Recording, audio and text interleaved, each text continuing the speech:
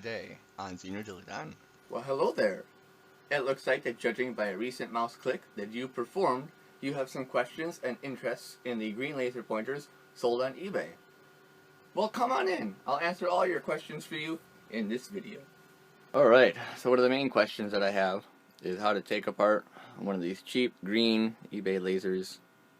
And there's no easy way to do this. There really isn't. They're all press fit in, and the result is normally I have to pull out the modules just by taking the aluminum off the actual laser module, and this isn't what you want to do if you actually want to rebuild your pointer. So with that said, I'm going to show you my tactic. Now, first thing you have is this front cover, which can be metal or plastic, and that front cover can just be pulled off. I do recommend putting some tape or something between your tool and the front cover if you want to save this. I'll be using this for parts, so I'm not really too concerned with saving it. So I'm going to rock the front cover off. Alright, and inside you have the collimating lens. So you see the collimating lens on the top is held on by a little piece of plastic. And I'll be holding that, and I'll be turning the laser pointer so that the lens comes out of the assembly.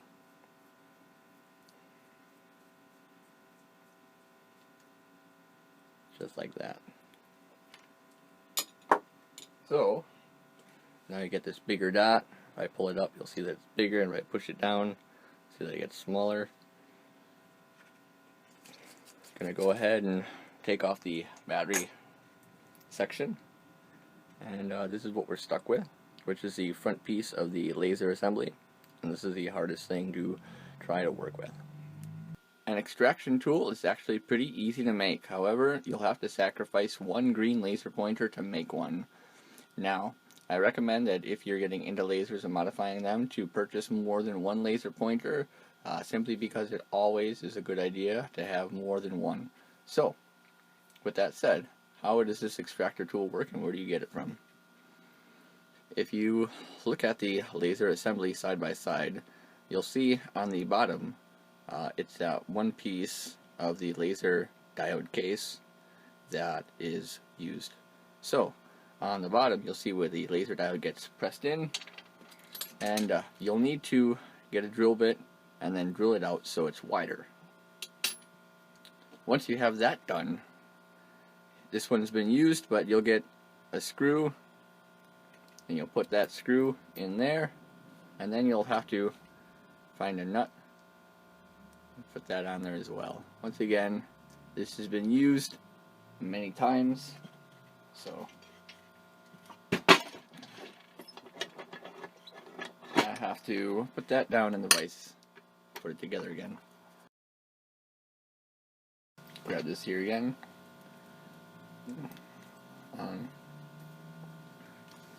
Alright, so that zeroed. I'm going to measure the laser here, and you can see it's about 13 millimeters. And I'm going to show you the extraction tool, and you'll notice that it's about 12 millimeters. So it helps to have your extraction tool thinner, so that way it slides into the front of the laser assembly. So let's get the laser assembly out and put the extraction tool inside of the housing.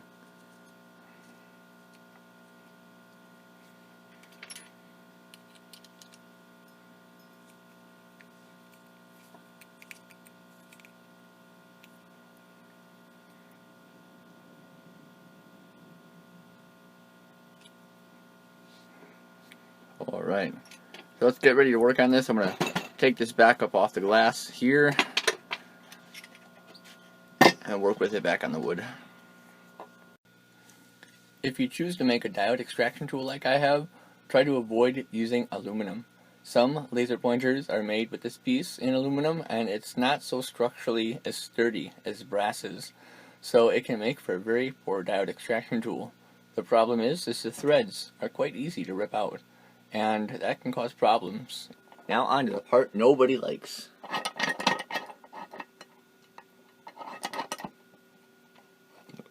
first step is to secure the laser housing in a vise like this.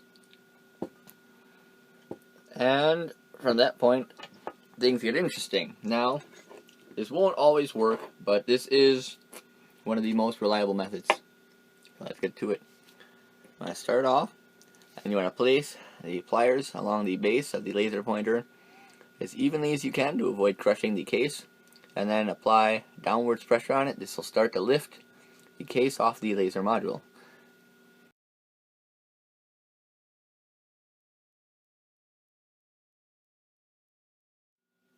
Now at one point you're going to hit the laser housing sidewall, and you're going to want to be careful then around your housing because you're liable to slip off the tube.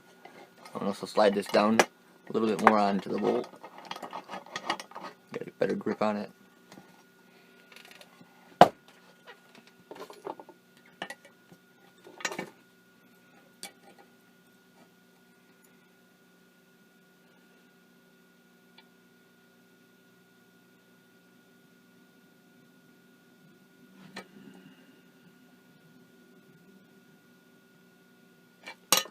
Alright, now I like to keep that in there as much as I can because it's also going to help structurally support the outside of the laser module's tube as well, so you don't compress that and screw that up.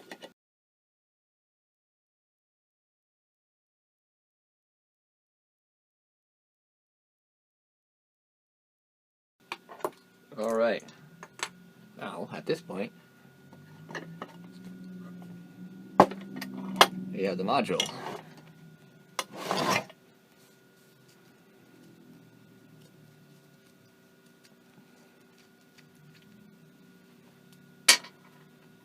And we grab a lens. There we go.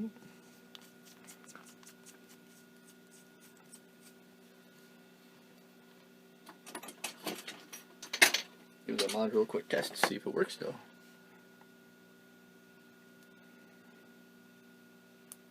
Yep, we're good. Alright, now I want to tell you something about these lasers. A lot of these lasers now come with a board like this, and if you look at the board, you'll see that there is no adjustable potentiometer on here at all. So these lasers cannot be pop modded. No, I don't recommend pop modding. I do use these drivers, and I do know where to put the potentiometer to modify these drivers. If you want to learn more about that, I'm going to be doing a how-to build a burning laser with every form factor of DVD burning diode. I'll pop up some of those pictures after the video. As a teaser, I've also included a place in the video where I have modified one of these modules, and if you look carefully, maybe you can figure it out by yourself. Until then. To continue on with this video, I am now going to break down a couple of these modules and perform a mod that I performed a while back on one of these modules. And I want to help answer a couple of questions that you may have on these DPSS laser pointer modules. So from here you can see that there's two main parts, the laser optical assembly and the driver board.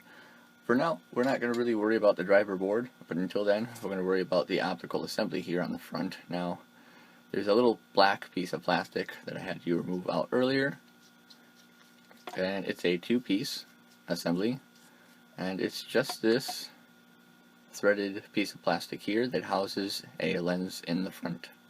It's basically a small collimating lens, and in the modification that I did not recommend using one of these, and I'll explain to you more about that later on.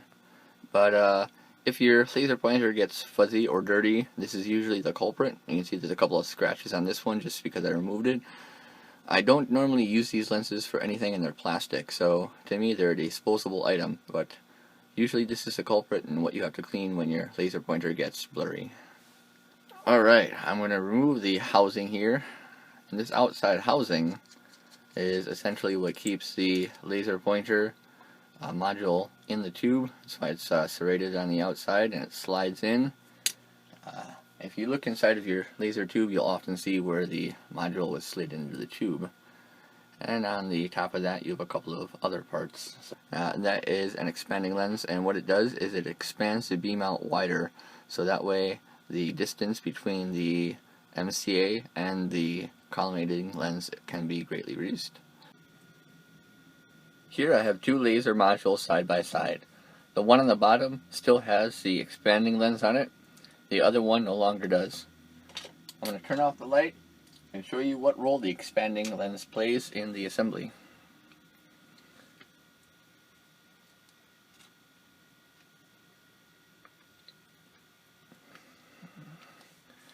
If you see that I have two dots here, I'll put it on a piece of black. I have two dots, and as I draw the laser away, you'll see that the one with the expanding lens gets bigger much quicker than the other one does. So the laser beam can be collimated when it's about 2 millimeters wide. Now if you notice that with the expanding lens, it gets about 2 millimeters at that point.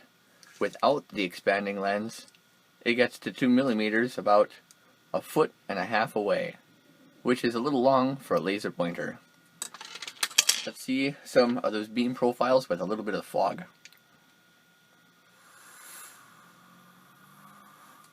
Under the expanding lens is the brass assembly containing the monolithic crystalline assembly. So I'm going to pull that piece off. On the side of the monolithic crystalline assembly, you'll notice that there is kind of a pinkish reflection that comes off, which is a AR coating for the infrared band. And on the side that the pump diode enters into, you'll see that it's a bit of a green coating on the other side.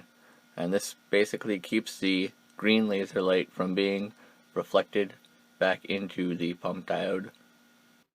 The monolithic crystalline assembly is where all the magic happens, and in most diagrams this is abbreviated MCA.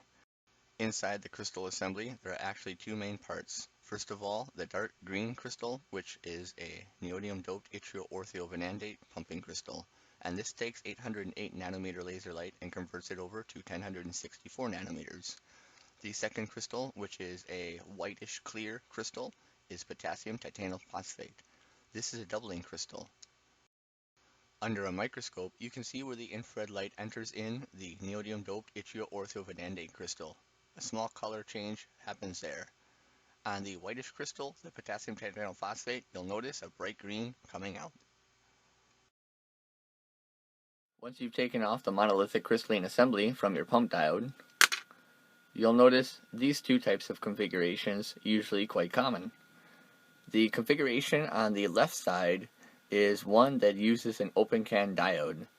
The one on the right side is one that uses a small lens inside, and this is a condensing lens. It's a lens that's a biconvex lens, and this lens ensures that most of the laser light that comes off the pump diode enters correctly into the monolithic crystalline assembly. Here are the four pieces in the laser pump diode assembly. You have the big top aluminum host, and on the bottom you'll see the other three pieces, which contain the expanding lens, which goes in first, followed by a little compression spring, which holds the lens against the front of the host, followed by the laser diode. And the laser diode is actually basically what holds everything together once the assembly is pressed together. In the assembly, this one uses a regular laser diode, which has a little dust cover window on the top. So who wants to see what this looks like under a microscope? Raise your hand. Oh, I see you there in the back. Yeah, let's go do that. Inside of the laser diode canister lies the heart of the laser diode itself, which is the small block right here. Here I am using a camera that is capable of seeing infrared light. The other camera isn't. So what I'm going to do at this point is I'm going to hook up the laser module, and I'm going to turn it on. You'll see that it makes green laser light. I turn off the light.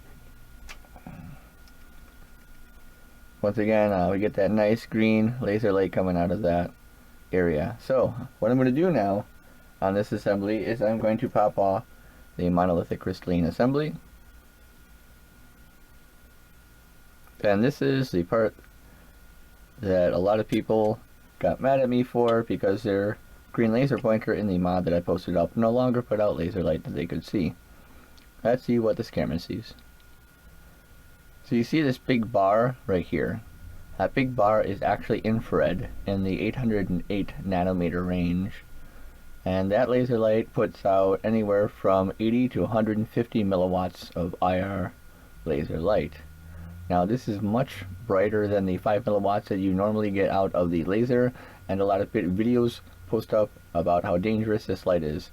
Now this light is not only dangerous because of its output power, but because you don't see it very well. So if it does get into your eyes, you won't blink, and this will cause prolonged damage because you won't react to it.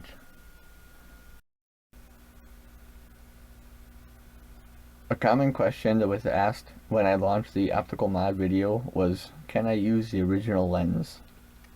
This is the original lens that came from the laser pointer without any modifications. You can see inside of there that it's the raw pumped diode assembly. I'm going to put that lens on. And as you can see, yes, it does some burning. So, I also advised people to use either a red, blue, or purple laser lens. Let me explain to you why. If you look at here, when the laser is assembled, the laser pump diode assembly is over here, the lens is way out there. So I'm going to use this as a little notepad. So you got a laser diode, and it puts out light like this. And if you have a lens way out here, and this is why it needs to be focused, the lens is, it's not very wide, so it catches the long rays that come out, and a lot of those rays get lost along the side. So a little rough drawing here, a little light drawing, and only a few of those rays end up getting collimated, and the rest of it gets lost on the laser tube. In the video, I advise people to use a lens that was made for blue, red, or violet lasers, and this is because the lens shape is different. So, we're going to take the same laser diode. I'm going to draw the same lines coming out of the laser diode, and we're going to put the red, blue, or violet lens closer, and this lens has a much more curved area on both sides. It's also much closer to the laser diode, so that means that it's able to collect a lot more of the light and collimate all of the light that comes off the pump diode. So using one of those lenses is highly preferred. Let me show you the effect that it has on the power output. This is a lens that I took from a violet laser and mounted it into a plastic MX9 threaded lens. It's 9mm, and so is the outside area of this. So I have found that this fits in perfectly. On the outside, I have cut the tube off, and I have done that because you can see that it's a narrow hole in there, whereas now the tube is wider once that lens holding piece is cut off. Let's put this into the module now. Now, as you notice right away, it sets much closer to the laser diode, and I'm going to thread it in. So you're going to see how the power is affected.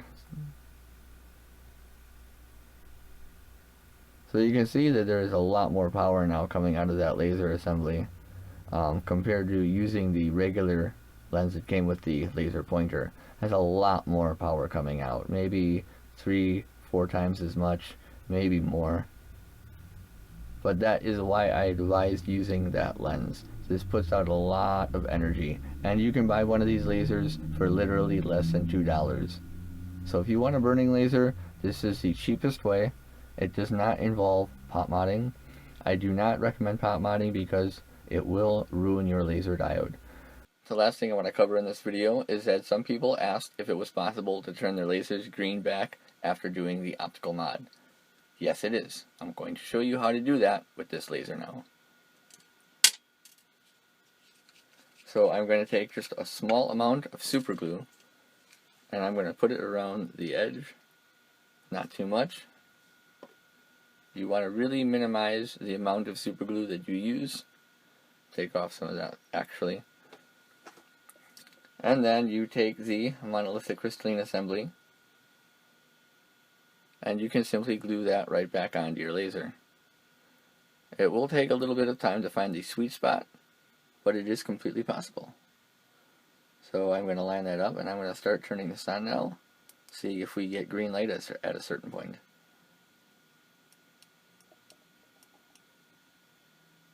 Oh, wire came disconnected again. Now I'm on double duty. There we go. So you can see some green laser light coming out of there already. I'm going to go ahead and turn off the light.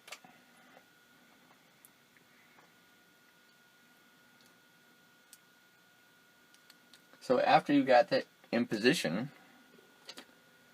you simply take a small tip tool and carefully work the glue around the outside. And by this point, some of it should be set.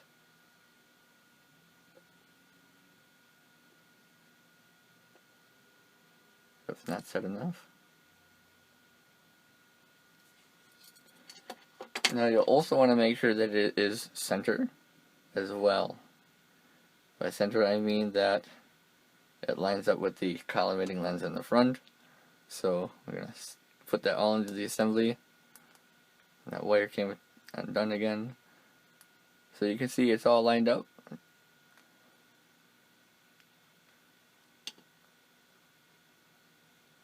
Now this is a very important step, especially if you're handling things like super glue and plastic lenses and such, is ventilation. So I am going to clamp this down into the vise and I'm going to put this little fan right by it, and this will give me a little bit of breeze to keep the air flowing. Stick my fingers in the fan. The air flowing across the surface of the diode, or the surface of the module, while I glue it together. And that just makes sure that no frosting effect happens on the assembly as it goes together. My next really big video project, as I release shorter videos, is to make a detailed video on how to take any type of laser diode from a DVD burning laser and make it into a red laser pointer. And as you can see, there are many different types of laser diodes out there. In that video, I'll be showing you a lot of close-up pictures on how these diodes look and the wiring inside of those laser diodes, so that way you can identify some of those parts inside of the laser diodes yourself and wire them up to any project you have. Here are some pictures. This one is an open can style diode, and the other two are super multi-drive laser diodes, which are a specialty form factor. Until I get that video up, I hope you enjoyed this one, and you know what to do until then. Stay tuned for more.